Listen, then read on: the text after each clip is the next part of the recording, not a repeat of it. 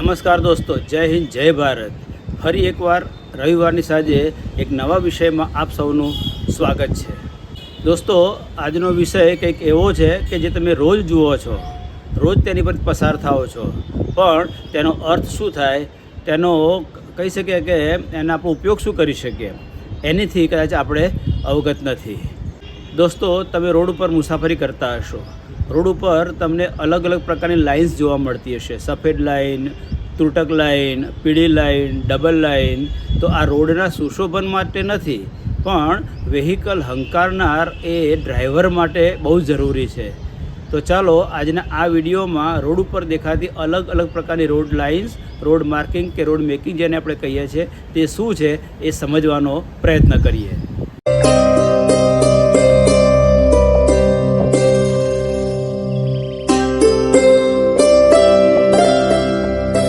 મિત્રો, તમે જ્યારે રોડ ઉપર મુસાફરી કરતા હોય, પોતાના વ્હીકલમાં કે પ્રાઇવેટ વ્હીકલમાં, સરકારી ક્યાંય પણ, તો તમે રોડ ઉપર આવી ક્યાંક ને ક્યાંક અલગ અલગ પ્રકારના જે પટ્ટા દોરેલા હોય એ તમે જોયા હશે.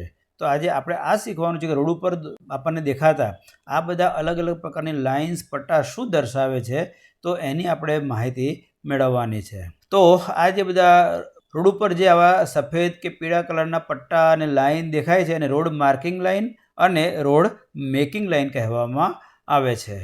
દોસ્તો, આજે આપણે આ વિડીયોમાં શીખવાના છીએ કે ટ્રાફિક સાઇનના પ્રકારો કેટલા હોય, માર્કિંગ શું છે, દોરવામાં રોડ ઉપર જે દોરવામાં સફેદ લાઇન, પીળી લાઇન, ડબલ લાઇન, આ બધું શું છે, રોડ માર્કિંગ, રોડ મેકિંગ શું છે. તો આ બધા કેટલાક પોઈન્ટ સાથે આજે આપણે આ વિડીયોમાં વાત કરવાના છીએ.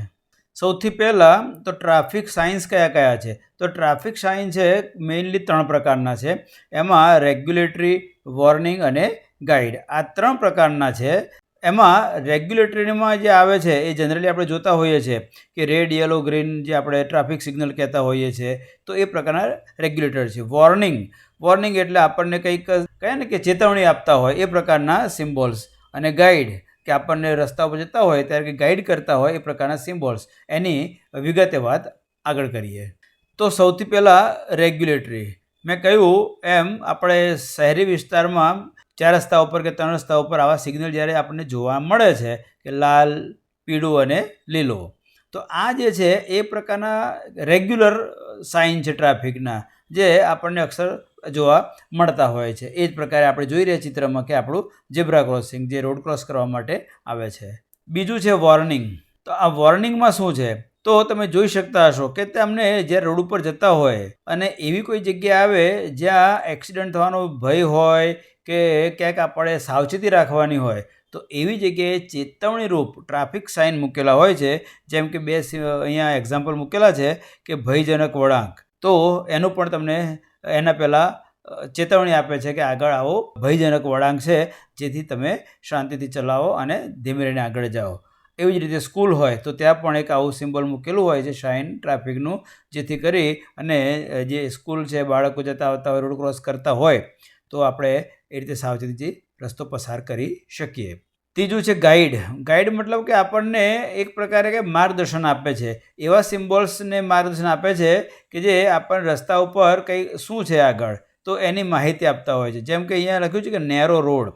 તમે જ્યારે જતા હોય એમાં 2 લેન કે 4 લેન કે 6 લેન હોય અને પછી આગળ જઈ અને પછી એ નેરો રોડ બનતો હોય. નેરો મતલબ કે રોડ સાંકડો બનતો હોય અથવા તો નાનો પુલ આવતો હોય, તો એ ટાઈપનું જ્યારે કંઈક આગળ આવતું હોય ત્યારે તમને એના પહેલાં આવું સિમ્બોલ જોવા મળે, જેથી કરીને તમે ખબર પડે કે આ સાંકડો રોડ આવે છે, તો એ પ્રમાણે આપણે વ્હીકલને ડ્રાઈવ કરીએ.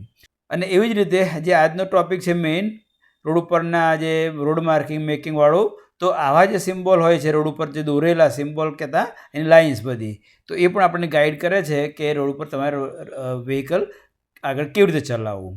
તો આ 3 પ્રકારના મેઇન એ ટ્રાફિક સાઇન છે.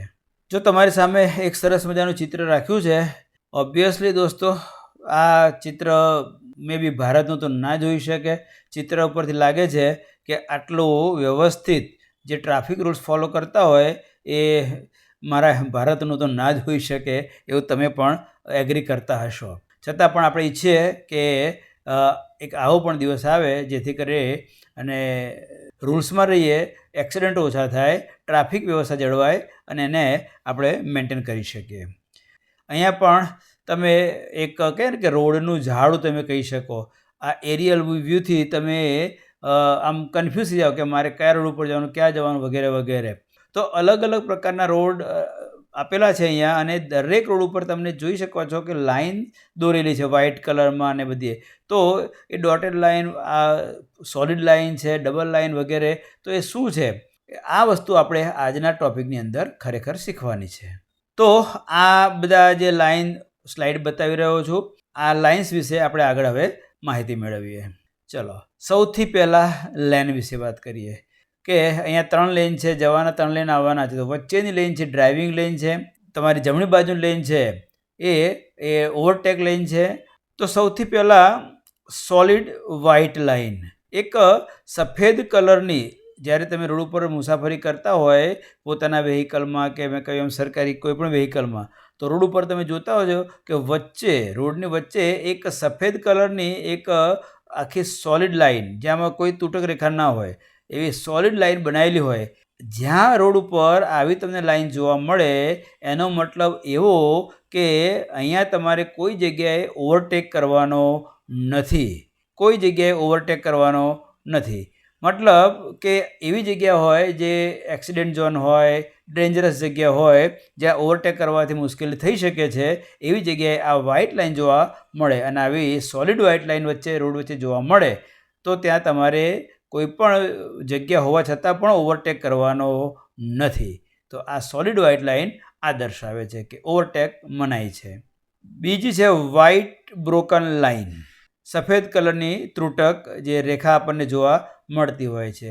આ ચિત્રમાં તમે જોઈ રહ્યા છો કે એક રસ્તો જઈ રહ્યો છે, એની બરાબર વચ્ચે તમને વ્હાઇટ કલરની ત્રુટક રેખા જોવા મળી રહી છે. તો આ જે વ્હાઇટ કલરની ત્રુટક રેખા વચ્ચે તમને જોવા મળે, તો આવી જે ત્રુટક રેખા જોવા મળે ત્યાં એનો મતલબ એવો થયો કે તમે ત્યાં ઓવરટેક કરી શકો છો. છતાં પણ જ્યાં પણ ત્રુટક રેખા દેખાય ઓવરટેક કરી શકો છો, પણ આપણે જોઈને સમજીને વ્યવસ્થિત રીતે ઓવરટેક કરવો જોઈએ. યલો સોલિડ લાઇન જે રોડની વચ્ચે પીળા કલરની હોય છે તેની વાત કરવામાં આવી છે. તમે જોઈ રહ્યા છો કે રોડની વચ્ચે એક સિંગલ સોલિડ યલો લાઇન તમને દેખાઈ રહી છે. સોલિડ મતલબ કે તૂટક નથી, કન્ટિન્યુ છે. તો આ યલો લાઇનનો મતલબ શું છે? જ્યાં રોડ પર વચ્ચે આવી યલો લાઇન હોય સોલિડ, એનો મતલબ એવો કે ત્યાં તમે ઓવરટેક કરી શકો છો, પણ ઓવરટેક એ તમારા લેનમાં જ યલો લાઇનની અંદર રહીને જ તમે ઓવરટેક કરી શકો છો. એવી જગ્યા હોય ત્યાં તમે ઓવરટેક કરી શકો છો. લેન બદલીને બાજુની લેનમાં જઈ અને તમે ઓવરટેક કરી શકતા નથી. આ યલો લાઇન જનરલી એવી જગ્યાએ હોય છે જ્યાં વિઝિબિલિટી ઓછી હોય કે કોઈ એવી જગ્યાએ હોય કે જ્યાં તમે તરત જ સામેના વાહને જોઈ શકતા નથી, ઢોળાવવાળો હોય એવો, તો તેવી જગ્યાએ યલો વ્હાઇટ લાઇન તમને જોવા મળે છે. આગળ છે યલો સોલિડ ડબલ લાઇન. તો આના વિશે સમજીએ આગળ. તમે જોઈ શકતા હશો કે ચિત્રમાં તમને રોડની વચ્ચે બે યલો કલરની, પીળા કલરની બે સોલિડ લાઇન તમને બતાવેલી છે. આનો મતલબ એવો થયો દોસ્તો કે જ્યાં તમે ટ્રાવેલિંગ કરો છો રોડ ઉપર આવી ડબલ લાઇન દેખાય છે યલો કલરની, તો બરાબર ધ્યાન રાખજો આનું કે ત્યાં ઓવરટેક બિલકુલ નથી કરવાનો, લેનમાં પણ ઓવરટેક નથી કરવાનો, ત્યાં યુટર્ન પણ નથી લેવાનો અને ત્યાં તમે લેન પણ ચેન્જ કરી શકતા નથી. દોસ્તો જનરલી આ એક એવી જગ્યા હોય છે જ્યાં એક્સિડેન્ટલ ઝોન ડિક્લેર કરેલો હોય, બહુ જ ભયજનક જગ્યા હોય, ત્યાં આવા યલો ડબલ લાઇન સોલિડ હોય છે. હવે આગળ જોઈએ તો યલો સોલિડ લાઇન તો ખરી જ, પણ હવે રોડની સાઈડમાં હોય તો એનો મતલબ શું છે સમજીએ. જો આ ચિત્રમાં તમે જોઈ રહ્યા છો કે વચ્ચે તો વ્હાઇટ ડોટેડ લાઇન છે, પણ એની બંને બાજુ એ યલો કલરની લાઇન તમને ટર્નિંગમાં દેખાતી હશે. અંદરની બાજુ ને બહારની બાજુ, બંને બાજુ યલો લાઇન તમને સોલિડ બતાવી રહ્યો છે. દોસ્તો આનો મતલબ એવો થયો કે જ્યાં રોડ પર આવી યલો કલરની સાઈડમાં સોલિડ લાઇન હોય ત્યાં તમે તમારું વાહન થોભાવી શકતા નથી, ત્યાં પાર્કિંગ કરી શકતા નથી, અને આમ કરવું એ ખતરનાક પણ છે અને ગુનો પણ છે. એટલે આવી જગ્યાએ આપણે વાહન થોભાવવું જોઈએ નહીં.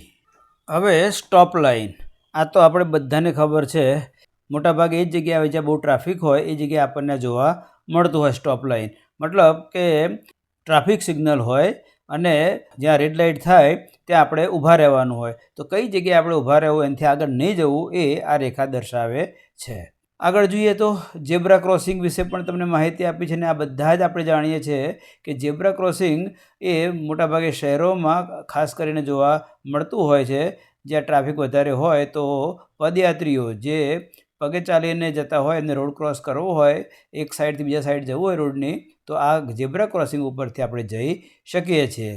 કેટલાક ટ્રાફિક સિગ્નલની વાત કરીએ, જે ઓલરેડી તમે બધા જુઓ જ છો.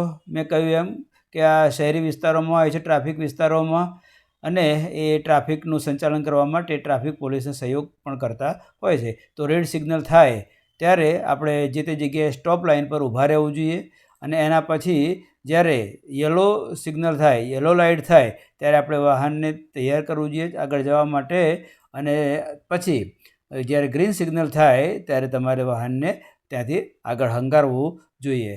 દોસ્તો, હું તમને કેટલાક ફેક્ટ બતાવવાનો પ્રયત્ન કરું. આ જે આંકડા લઈને આવ્યો છું એ 2 વર્ષ પહેલાંના છે. તો તમારી સામે છે કે દુનિયામાં રોડ અકસ્માત આશરે 13 લાખ જેટલા માણસો એક વર્ષમાં એ મૃત્યુ પામે છે આખી દુનિયામાં. એના પછી જોઈએ તો ભારતમાં જો વાત કરીએ તો રોજના લગભગ 1214 એ રોડ અકસ્માત થાય છે. આ જે અકસ્માત થાય છે એમાં 2 વ્હીલર્સ એનો હિસ્સો 25% જેટલો છે. ભારતમાં રોજના એવરેજ 377 માણસો એક્સિડન્ટમાં મૃત્યુ પામે છે, અને આમાં 14 વર્ષથી નાના બાળકોની સંખ્યા પણ 20 જેટલી છે, આવું એક સર્વેમાં સાબિત થયેલું છે. અને 377 માણસો જો રોજના મૃત્યુ પામે તો એ હિસાબથી એક વર્ષમાં 1,37,600 વ્યક્તિઓ આ વાહન અકસ્માતમાં મૃત્યુ પામે છે. દુનિયામાં જેટલા વાહન અકસ્માતમાં મૃત્યુ પામે છે એ માણસોની કુલ ટકાવારીનો લગભગ 11% ભાગ તો ભારતનો જ છે. તો અંગ્રેજીમાં કહેવત છે, બેટર લેટ ધેન નેવર.